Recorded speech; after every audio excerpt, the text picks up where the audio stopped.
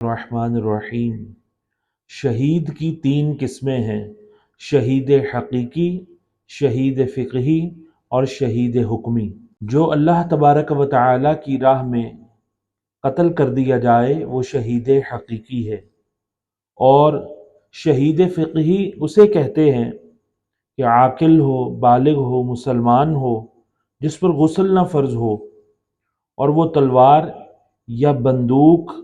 یا کسی آلہ جارحہ سے ظلماً قتل کیا جائے اور قتل کے سبب مال نہ واجب ہوا ہو اور نہ زخمی ہونے کے بعد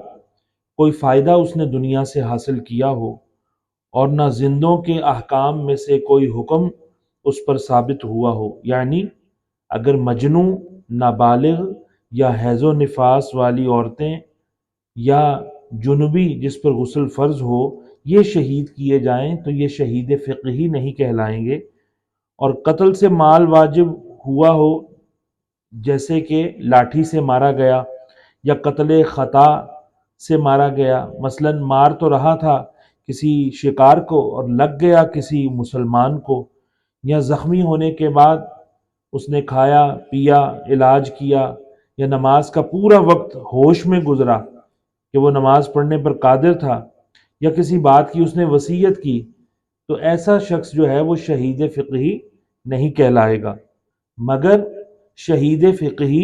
نہ ہونے کا یہ مطلب نہیں ہے کہ وہ شہادت کا ثواب بھی نہیں پائے گا،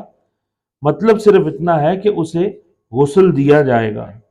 اور شہید فقہی کی نماز جنازہ تو پڑھی جائے گی مگر اسے غسل نہیں دیا جائے گا، ویسے ہی خون کے ساتھ دفن کر دیا جائے گا۔ اور جو چیزیں کہ کفن سے نہیں ہوتی، مسنون کفن سے، انہیں اتار لیا جائے گا، جیسے زرہ، ٹوپی، ہتھیار وغیرہ۔ اور کفن مسنون میں یعنی سنت کفن میں اگر کوئی کمی ہو کسی کپڑے کی تو وہ پوری کر دی جائے گی، پاجامہ نہیں اتارا جائے گا اور سارے کپڑے اتار کر نئے کپڑے نہیں دیے جائیں گے کہ یہ مکروہ ہے۔ اور شہید حکمی کسے کہتے ہیں؟ شہید حکمی وہ ہے کہ جو ظلماً تو قتل نہ کیا جائے مگر قیامت کے دن وہ شہادت پانے والوں کے گروہ میں اٹھایا جائے گا، وہ شہیدوں کے گروہ میں اٹھایا جائے گا۔ حدیث شریف میں ہے، سرکار دو عالم صلی اللہ علیہ وسلم نے ارشاد فرمایا، مشکوٰۃ شریف کی حدیث ہے کہ اللہ تبارک و تعالی کی راہ میں شہید کیے جانے کے علاوہ 7 شہادتیں اور ہیں۔ جو طاعون میں مرے وہ شہید ہے، جو ڈوب کر مرے وہ شہید ہے، جو نمونیا کی بیماری میں مرے وہ شہید ہے، جو پیٹ کی بیماری میں مرے وہ شہید ہے، جو آگ میں جل جائے وہ شہید ہے، جو عمارت کے نیچے دب کر مر جائے وہ بھی شہید ہے، اور جو عورت بچے کی پیدائش کے وقت مر جائے وہ بھی شہید ہے۔ اس کے علاوہ اور بھی بہت سی صورتیں ہیں جن میں شہادت کا ثواب ملتا ہے۔ چنانچہ رد المختار میں ہے کہ حالت سفر میں جو شخص مرا، یا پھیپھڑوں کی بیماری میں مرا، سواری سے گر کر مرا، ایکسیڈنٹ کے اندر مر گیا، یا مرگی سے مرا، بخار سے مرا، یا جان و مال یا اہل و عیال یا کسی حق کے بچانے میں وہ قتل کر دیا گیا، یا کسی پاکیزہ عشق میں اس کی موت ہوئی جس کو اس نے چھپائے رکھا اور ناجائز کوئی حربہ طریقہ اس میں نہ اپنایا، اسی طرح کسی درندے نے جس کو چیر پھاڑ کر کے مار دیا، یا بادشاہ نے، حاکم نے ظلماً کسی کو قتل کر دیا، یا کسی پر ٹارچر ہوا اتنا زیادہ کہ وہ اس کی روح نکل گئی، وہ فوت ہو گیا، یا کسی موذی جانور کے کاٹنے سے کوئی مر گیا، علم دین طلب کرنے والے علم دین کی طلب میں مر گئے، وہ بھی شہادت کا رتبہ پائیں گے۔ مؤذن جو کہ طلب ثواب کے لیے اذان کہتا ہے، اسی طرح راست گو تاجر، سچائی کو اختیار کرنے والا تاجر، اور اسی طرح سمندر کے سفر کے اندر جسے وامٹنگ، ہیضہ وغیرہ کا عارضہ ہو جائے اور اس سے اس کی موت ہو جائے وہ بھی شہادت کا رتبہ پائے گا۔ جو اپنے بال بچوں کے لیے سعی کرتا ہے، کوشش کرتا ہے، انہیں رزق حلال جو ہے وہ کھلاتا ہے اور اللہ کے احکامات ان پر نافذ کرتا ہے، انہیں قائم کرواتا ہے، تو وہ بھی شہادت کا رتبہ پائے گا۔ جو ہر روز 25 مرتبہ اللہم بارک لی فی الموت وفیما بعد الموت، کہ اے اللہ مجھے موت میں برکت عطا فرما اور موت کے بعد کے معاملات میں بھی برکت عطا فرما، 25 مرتبہ یہ دعا پڑھے، موت کو یاد کرے، وہ بھی مرتبہ شہادت پائے گا۔ جو چاشت کی نماز پڑھے، ہر مہینے میں 3 روزے رکھے اور سفر ہو یا حالت حضر کسی بھی صورت میں وطر کو نہ چھوڑے، وہ بھی شہادت کا مرتبہ پائے گا۔ فساد امت کے وقت حضور علیہ السلام نے فرمایا کہ میری سنت کو اپنانے والا 100 شہیدوں کا ثواب پائے گا۔ جو مرض کے اندر لا الہ الا انت سبحانک انی کنت من الظالمین آیہ کریمہ یہ 40 مرتبہ پڑھے اور اسی مرض میں اس کا انتقال ہو جائے تو وہ بھی مرتبہ شہادت پائے گا، اور اگر اس مرض میں اس کو شفا مل جائے تو اس کی مغفرت ہو جائے گی۔ کفار سے مقابلے کے لیے سرحد پر گھوڑا باندھنے والا، یعنی بارڈر پر جن کی ڈیوٹیز ہوتی ہیں، وہ اگر ان کی وفات ہو جاتی ہے حملے کے علاوہ بھی تو وہ مرتبہ شہادت پانے والے ہوں گے۔ ہر رات جو سورہ یاسین شریف پڑھنے کا عادی ہے اور اس کے علاوہ جو باوضو سویا اور مر گیا، وہ بھی مرتبہ شہادت سے سرفراز کیے جائیں گے۔ جو نبی اکرم صلی اللہ علیہ وآلہ وسلم پر روزانہ 100 مرتبہ درود شریف پڑھنے کا عادی ہے، وہ بھی مرتبہ شہادت پائے گا۔ فرمایا جو سچے دل سے یہ دعا کرے کہ میں اللہ کی راہ میں قتل کیا جاؤں، شہید ہو جاؤں، اسے بھی مرتبہ شہادت ملے گا۔ اور جو شخص جمعہ کے روز انتقال کرے وہ بھی مرتبہ شہادت سے سرفراز کیا جائے گا۔ ان تمام قسموں میں سے سب سے اعلیٰ شہید وہ ہے جو اللہ کی راہ میں شہید کیا جائے اور شہادت حقیقیہ سے وہ سرفراز ہو۔ اس کے فضائل میں کئی آیتیں اور بے شمار حدیثیں جو ہیں وہ وارد ہوئی ہیں۔ اللہ تبارک و تعالی شہدائے کرام کی فضیلت بیان کرتے ہوئے قرآن مجید فرقان حمید کے اندر ارشاد فرماتا ہے وَلَا تَقُولُوا لِمَن يُقْتَلُ فِي سَبِيلِ اللَّهِ أَمْوَاتٌ بَلْ أَحْيَاءٌ وَلَكِن لَا تَشْعُرُونَ،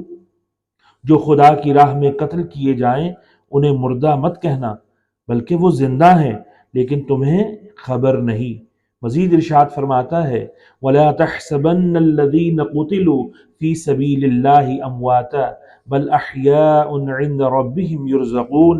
جو لوگ اللہ کی راہ میں قتل کیے گئے انہیں مردہ ہرگز خیال نہ کرنا، مردہ گمان نہ کرنا، بلکہ وہ اپنے رب کے پاس زندہ ہیں اور روزی دیے جاتے ہیں۔ حضرت ابن مسعود رضی اللہ تعالی عنہ آپ ارشاد فرماتے ہیں کہ میں نے اس آیہ کریمہ کا مطلب رسول اللہ علیہ السلام سے دریافت کیا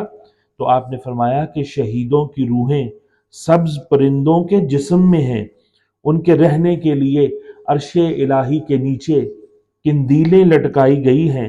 جنت میں جہاں ان کا جی چاہتا ہے وہ سیر کرتے ہیں اور اس کے میوے کھاتے ہیں۔ مسلم شریف اور مشکوٰۃ شریف کی حدیث مبارکہ ہے۔ جسم کے ساتھ جنت میں داخلہ تو یاد رکھیے یہ قیامت میں ہوگا، قیامت کے بعد، لیکن روحوں کا جنت میں جانا پرندوں کے اندر یہ ابھی سے ثابت ہے۔ سرکار دو عالم صلی اللہ علیہ وسلم شہدائے اسلام کی عظمت بیان کرتے ہوئے ارشاد فرماتے ہیں کہ شہید کے لیے اللہ تعالیٰ کے نزدیک 6 خوبیاں ہیں۔ نمبر 1، خون کا قطرہ، پہلا قطرہ گرتے ہی اسے بخش دیا جاتا ہے اور روح نکلنے کے وقت اس کو اس کا ٹھکانہ جنت میں دکھا دیا جاتا ہے۔ سبحان اللہ۔ فرمایا کہ شہید کے لیے دوسری خوبی کیا ہے کہ اسے عذاب قبر سے محفوظ رکھا جاتا ہے۔ نمبر 3، اسے جہنم کے عذاب کا خوف نہیں رہتا۔ نمبر 4، اس کے سر پر عزت و وقار کا ایسا تاج رکھا جائے گا جس کا بیش بہا یاقوت دنیا اور دنیا کی تمام چیزوں سے بہتر ہوگا، یعنی دنیا کے جواہرات اور تمام چیزیں جو دنیا میں ہیں ان سے بہتر ہوگا۔ پھر فرمایا نمبر 5، اس کے نکاح میں بڑی بڑی آنکھوں والی 72 حوریں دی جائیں گی، اور نمبر 6، اس کے عزیزوں میں سے 70 آدمیوں کے لیے اس کی شفاعت قبول کی جائے گی۔ ترمذی شریف اور مشکوٰۃ شریف کی حدیث مبارکہ ہے۔ سرکار دو عالم علیہ السلام نے ارشاد فرمایا جو لوگ لڑائی میں قتل کیے جاتے ہیں ان کی 3 قسمیں ہیں۔ ایک وہ مومن جو اپنی جان اور مال کے ذریعے اللہ رب العالمین کی راہ میں لڑے اور دشمن سے خوب مقابلہ کرے یہاں تک کہ قتل کر دیا جائے، یہ وہ شہید ہے کہ جو صبر اور مشقت کے امتحان میں کامیاب ہو گیا۔ یہ شہید اللہ تبارک و تعالی کے عرش کے نیچے خدا کے خیمے میں ہوگا۔ لا یفضلہ النبیون الا بدرجۃ النبوہ، انبیاء کرام اس سے صرف درجہ نبوت میں زیادہ ہوں گے،